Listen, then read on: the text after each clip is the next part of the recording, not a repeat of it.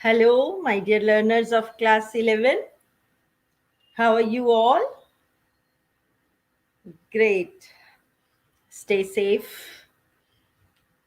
And today we are going to discuss about the first chapter of your textbook, Hornbill, the portrait of a lady. Yes. Tell me one thing. How many of you live in a joint family? This concept of joint family is very particular about India. In India, we enjoy living in joint families where we have aunts and uncles, then grandfather, grandmother, and our kids live in a very protective environment. And the kind of love your grandparents shower on you is unmatchable. कोई भी आपको आपके grandfather या grandmother जैसा love और protection दे ही नहीं सकता. जब आपके पेरेंट्स आपसे बहुत नाराज हो जाते हैं तो who saves you? Your grandmother और your grandfather. They are always by your side to help you and to save you. So, this chapter particularly talks about the grandmother of the house. The author, Khushwant Singh, talks about his grandmother and how much he loved his grandmother and how much his grandmother loved him. He talks about that. It's an autobiographical chapter. वो अपनी अपनी एक तरह से अपने बारे में बता रहे हैं और अपने परिवार और अपनी दादी के बारे में बता रहे हैं. And he tells us so many things about his grandmother. कि कैसे उन्होंने जब वो बहुत छोटे थे, बच्चे थे, तो कैसे उनकी सुरक्षा की, कैसे सारा उनका टेक केयर करती थी. तो बहुत सारी बातें इस chapter the portrait of a lady में आप सुनेंगे. And many of you those who have grandmother's will relate to it. Ki, yes, my grandmother also does that. Yes, my grandmother also does this for me. And she helps me in everything. She helps when I was a small kid. She used to feed me. है ना? So many things your grandparents do for you. So this is what the chapter is about. So let's start with the chapter. Okay. Let me share screen with you all.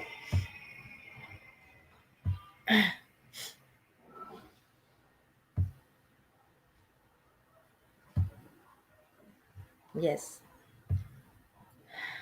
let's go through the lesson together. So, this chapter is written by Khushwant Singh, and the name of the lesson you all know is The Portrait of a Lady. This chapter particularly deals with human relationship in a joint family. कि कैसे हम एक joint family में, संयुक्त परिवार में किस तरह से हम सब एक दूसरे से जुड़े हुए होते हैं, कैसे हम एक दूसरे की स्नेह में, प्यार में एक दूसरे के साथ रहते हैं, कैसे हम बहुत सारे सेक्रीफाइसेस भी करते हैं फैमिली में एक दूसरे के लिए. Right. So it's a real story of the writers grandmother. ये रियल स्टोरी है. His grandmother was an old lady. When I say grandmother, तो कैसी इमेज आपके दिमाग में आती है? दादी, नानी. तो एक ओल्ड लेडी की इमेज आती है, isn't it? So the writer tells us the story of his childhood that he had spent with his grandmother. बहुत बचपन में कितना ज़्यादा टाइम, जैसे जैसे वो ग्रो करते जाते हैं, आप अपने एजुकेशन में बिजी हो जाते हैं, आप अपने फ्रेंड सर्कल में बिजी हो जाते हैं. But when you are a small child, you spend so much time with your grandparents and you like being with them. So he's sharing with us all the beautiful and emotional moments which he spent with his grandmother.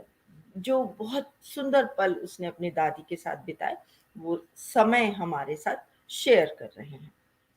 The summary will tell you about the beautiful relationship that the writer had with his grandmother. बहुत अच्छा strong bonding थी दोनों के बीच में. Right? Let's have an overview of the lesson. The chapter, The Portrait of a Lady, is the story of the author and his grandmother. इन दोनों की author Khushwant Singh and his grandmother.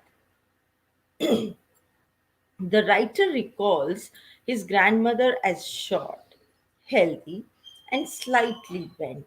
कैसी थी? अपनी दादी को कैसे डिस्क्राइब करते हैं कि हाइट में शॉर्ट थी, हेल्दी थी और हल्की सी झुकी हुई थी कमर. Her hair were silver in color and were scattered messily on her wrinkled face. कहते हैं सिल्वर हेयर मतलब वाइट हेयर हम कह देते हैं. और वो चेहरे पे रिंकल्ड फेस, रिंकल्स मीन झुर्रियां. तो naturally when she was old तो फेस पे रिंकल्स होंगे, तो उनके रिंकल्ड फेस पर इधर उधर फैले रहते थे. She used to walk around the whole house in spotless white clothes. पूरे घर में. और वो कपड़े हमेशा कैसे पहनती थी? Pure white.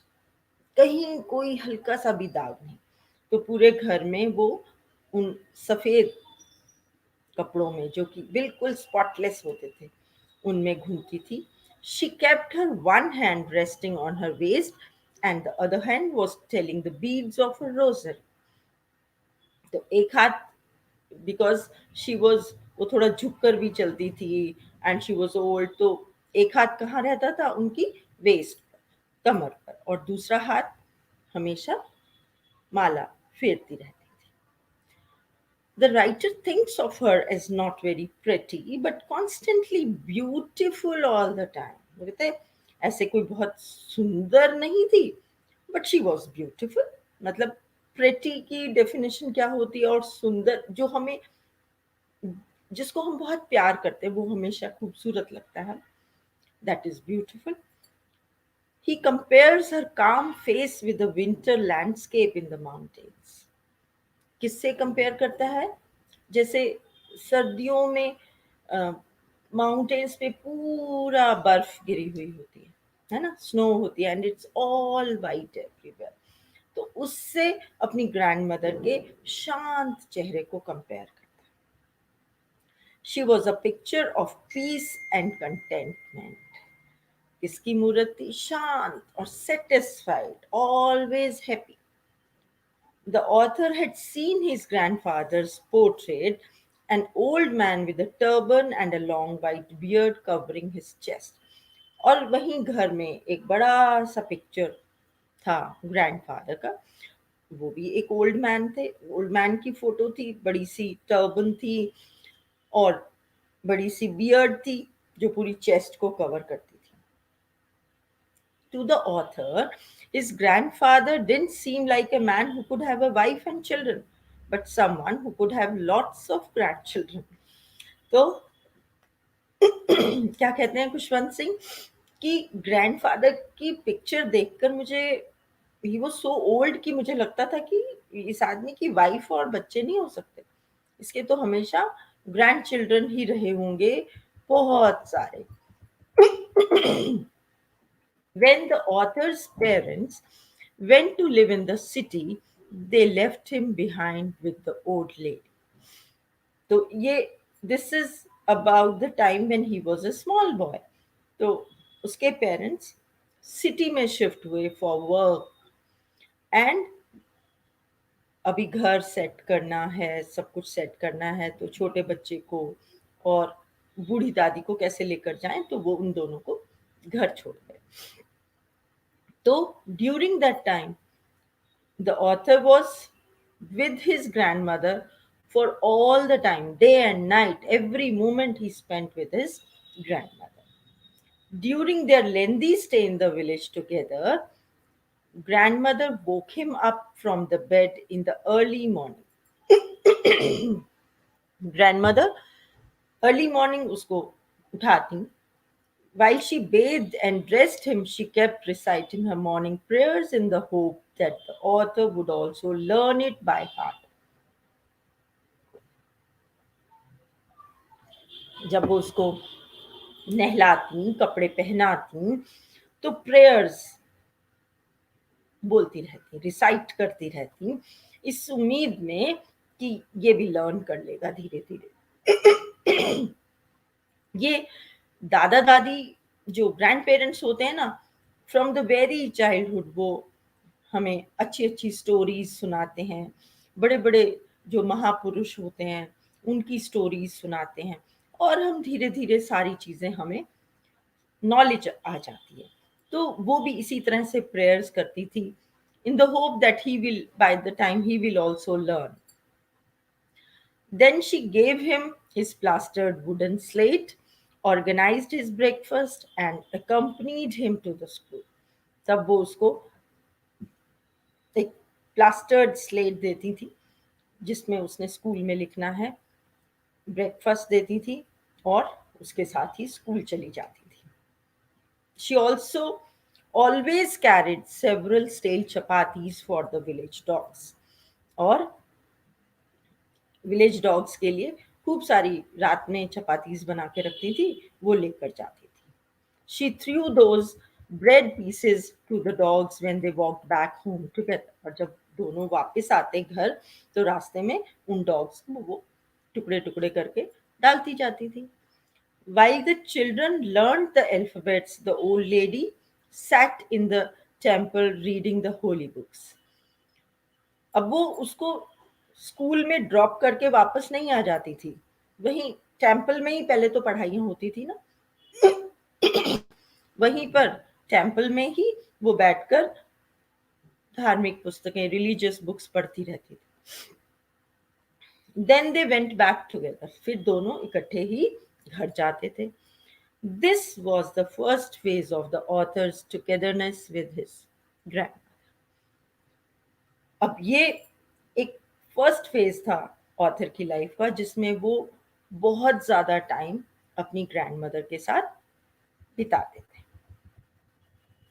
When the parents were settled properly, they called the author and the old lady there. Parents settle हो गए ठीक से, फिर उन्होंने इन दोनों को भी सिटी में बुला लिया। This was the turning point in their beautiful relationship. अब एक चेंज आएगा ना, बिकॉज अभी तो he was spending all the time with his grandmother. Now, when he is in the city, the writer used to go to the city school on a school bus and studied subjects like English, physics, mathematics, and many more subjects. Those his grandmother could not understand at all. तो city में आके school में admission हुआ, school bus से वो जाता था। Village में grandmother used to go with him to drop him, but here the school bus took him. तो वो जो छोड़ने जाने वाला जो सिलसिला था वो बंद हुआ, जो स्कूल में भी वो उसके साथ वहाँ टेम्पल में बैठी रहती थी वो भी बंद हुआ। और सिटी स्कूल में, शहर के स्कूल में कैसे सब्जेक्ट्स पढ़ाए जाते थे? English, physics, mathematics and many more subjects, physical education, music, and the grandmother did not know about these subjects. His grandmother could no longer go to school with him to send him. Now she could not go to school with him.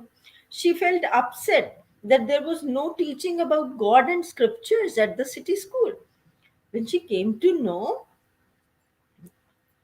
that they were not teaching anything about God, she would ask Pushwant Singh, क्या पढ़ा, क्या पढ़ाया? He will say, Hindi, English, maths, science. Then she'll ask, did they teach you about God? He will say no. And then she became upset कि ये क्या, भगवान के बारे में तो कुछ पढ़ा ही नहीं रहे हैं. Instead, he was given music lessons और म्यूजिक पढ़ा रहे हैं. But she said nothing, although she thought that music was associated to beggars and headlords. कुछ नहीं बोली. कई बार छोड़ देते हैं कि भैया हमारी कोई सुनता तो है नहीं. तो हालांकि वो सोचती थी कि जो म्यूजिक है वो अ, उम, अच्छे घर के लोग, अच्छे घर के बच्चों को नहीं सिखाया जाता, but she kept quiet. And there were no street dogs either. कोई स्ट्रीट डॉग्स भी नहीं थे जिनको वो रोटियां पहले बनाकर चपातीज और उनको देती थी। When the writer, but till now they both shared a same room, at least वो दोनों साथ एक कमरे में सोते थे। इतना उनके बीच में अभी भी कनेक्शन था कि चलो रात में बात कर ली, है ना। But when the writer went to a university, he got a separate room in his house. अब स्कूल ओवर हो गया, कॉलेज में एडमिशन हो गया, now he needs more space, so he got a separate room कि भाई अब इसको separate room दो, पढ़ाई का बहुत प्रेशर बढ़ गया। Now the common link of the relationship between the grandson and the grandmother was broken। जो एक लिंक था ना अभी भी कि चलो सेम रूम में तो है, वो भी खत्म हो गया। Grandmother rarely talked to anyone in the house now। अब वो मुश्किल ही किसी से बात करती थी। She spent plenty of her time sitting beside her spinning wheel and reciting prayers of God। अब वो मोस्ट ऑफ द टाइम, अपना अधिकतर टाइम कहाँ बिताती? जो चरखा था वो स्पिन करती रहती और प्रेयर्स बोलती रहती। Only in the afternoon she took a short break and fed the sparrows। सिर्फ दोपहर में वो एक ब्रेक लेती, चरखे से उठ जाती और स्पैरोज को फीड करती, कुछ खाने को डालती, मे बी रोटी के छोटे छोटे टुकड़े करके डाल देती। That was the happiest hour of the day for her. और वो जो समय था ना, उस समय में वो इतनी खुश होती थी, और बाकी पूरा दिन तो वो किसी से बात ही नहीं करती थी, अपना अकेले लगी रहती थी। अब राइटर ने यूनिवर्सिटी की एजुकेशन भी पूरी हो गई और हायर स्टडीज के लिए, फर्दर स्टडीज के लिए वो अब्रॉड चले गए, फॉरेन कंट्री में चले गए। So when the writer left for abroad for his further studies, his grandmother did not get disturbed at all। वो बिल्कुल परेशान नहीं हुई जब वो फॉरेन कंट्री में पढ़ने के लिए गए। Rather, she saw him off at the airport। उसको एयरपोर्ट छोड़ने आई। Seeing her grandmother at this old age, the writer was thinking that it might be his last meeting with his grandmother। तो writer, author उनसे बहुत अच्छे से गले मिला और उन्होंने उसके फोरहेड पे किस किया। और ऑथर को लग रहा था कि पता नहीं कहीं ये मेरी लास्ट मीटिंग ना हो मेरे ग्रैंडमदर से, कहीं मैं मिल ही ना पाऊं अपनी ग्रैंडमदर से। But when he came back home after a duration of 5 years, his grandmother was there to welcome him back। सो लेकिन जब वो 5 years की एजुकेशन पूरी कर कर वापस आया, तो दादी was there to welcome him, his grandmother was there to welcome him. She was extremely happy and saw her celebrate his return। Or she celebrated his return। How? She fed the birds longer। उस दिन खूब देर तक पक्षियों को खिलाती रही। In the evening, she collected women from the neighborhood, got an old drum, and sang for hours। और शाम को क्या किया? सब आसपास से सब लेडीज को इकट्ठा किया और एक ढोल ले लिया और घंटों तक वीर गाथाएं गाती रही। जब योद्धा युद्ध जीत कर वापिस आते हैं ना, तो ब्रेवरी सॉन्ग्स, मतलब खूब खूब एंजॉय किया। सबने मना किया कि बस करो, क्या हो गया आज, बस करो। But she could not withstand so much of strain. अब इतना, मतलब इस इतनी ओल्ड एज में इतना, मतलब उन्होंने उस दिन सेलिब्रेट किया, खूब गाया, और बॉडी पे स्ट्रेन आ गया ना, तो इतना स्ट्रेन वो नहीं ले सकती थी। The next morning she was taken ill. क्या हुआ? Next morning when she got up, so she had fever, she was ill. और पता नहीं, somehow we are also told that our grandparents told in advance now their end is near. How they came to know?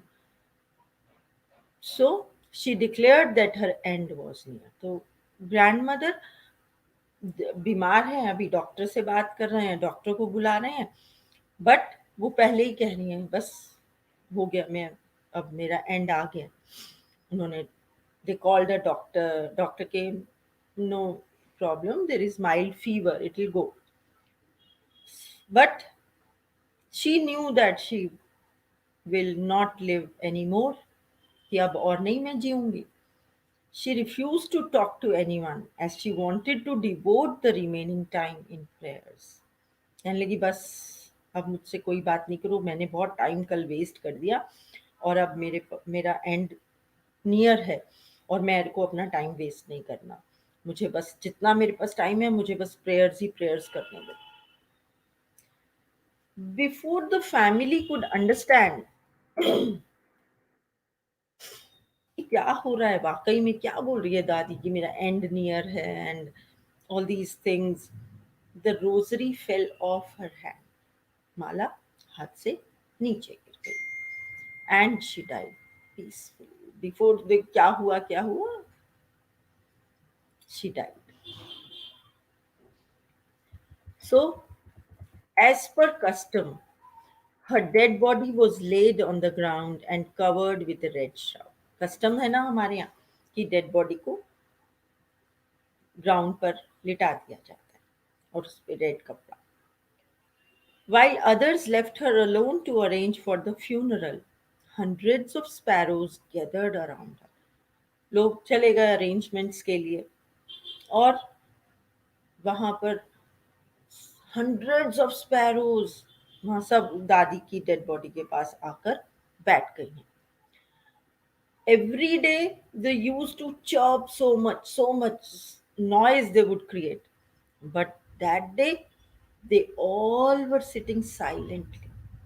शांत, जैसे शोक मना रहे हैं, morning कर रहे हैं, है ना. They were mourning silently. वो भी दादी की मौत का शोक मना रही थी. The author's mother thought that they were hungry. So she threw pieces of bread, but the sparrows took no notice of the bread. Author की मदर ने सोचा, क्योंकि दादी every day grandmother would feed them, so she thought that ये वही time है इनको खाना खिलाने का, तो इसलिए ये सब आई हैं और उन्होंने चपाती के पीसेस कर करके वहां पर डाल दिए. But none of the sparrow touched the bread. किसी ने छुआ तक भी नहीं, देखा तक भी नहीं, नोटिस भी नहीं किया कि कोई रोटी डाल रहा है. When the dead body was taken away, the birds flew away. और जब वो डेड बॉडी को ले गए तो सारे पक्षी भी चुपचाप, किसी ने उन ब्रेड पीसेस को टच नहीं किया. Next morning the sweeper swept the bread pieces into the dustbin. अगली मॉर्निंग क्या हुआ, वो सारे ब्रेड पीसेस तो वहीं पड़े रहे. तो स्वीपर आया और उसने उन सारे ब्रेड पीसेस को उठाकर डस्टबिन में डाल दिया. So this is the chapter, the portrait of lady. Beautiful chapter. Talks about human relations. It talks about that even the birds and animals have feelings. They do love a person. This is what we have seen in the lesson. So, the most important thing is the different phases of author's relationship with his grandmother. Like the first phase was when they both were in the village and author's parents had gone to the city. Yep, that the grandmother and the author were together in the village and they both stayed together all the time. Grandmother went with him to the school. They both came back together. The second phase was when they both lived in the same room. They both shared the same room. And the third phase was when the author went to the university and he was given a different. So, this chapter is really very interesting and very beautiful. So, did you all enjoy this lesson? Great. And very soon we'll be dealing with the MCQs and short questions and long questions of this lesson uh, very soon. So just don't worry. And now, what you all have to do is like this video, and those who have not subscribed to my channel may please quickly subscribe my channel. So, this is all for today. Goodbye. Stay safe, and all please subscribe to my channel English. Goodbye.